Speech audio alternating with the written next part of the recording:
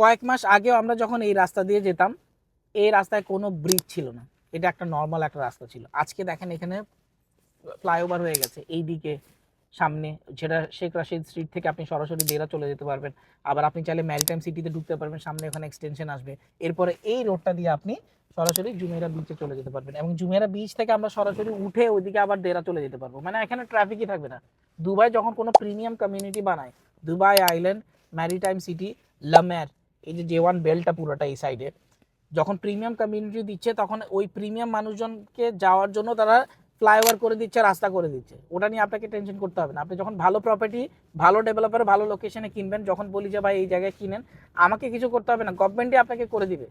তো তাই এই ধরনের প্রপার্টিগুলোতে ইনভেস্ট করলে আপনারা সবচেয়ে বেশি বেনিফিট হবেন। কেন? এই যে রোড দেখেন আপনি, এখানে আপনার কোনো ধরনের এই যে সামনে এখানে মেট্রো লেন চলে আসতেছে, তাহলে আপনার কানেক্টিভিটি ওয়াইজ, ট্রান্সপোর্টেশন ওয়াইজ আপনার কোনো ধরনের চিন্তাই করা লাগছে না। সেই ধরনের প্রপার্টিগুলো অ্যাপ্রিসিয়েট করবে না তো কি করবে ভাই? যদি ইন্টারেস্টেড হয়ে থাকেন এই ধরনের নতুন নতুন প্রপার্টি কোথায় আসতেছে এবং ইনভেস্টমেন্ট অপরচুনিটি কোথায় আছে জানার জন্য, তাহলে আমার সাথে এখনই কন্ট্যাক্ট করুন। নতুন ভিডিওর জন্য আমাকে এখনই ফলো করুন।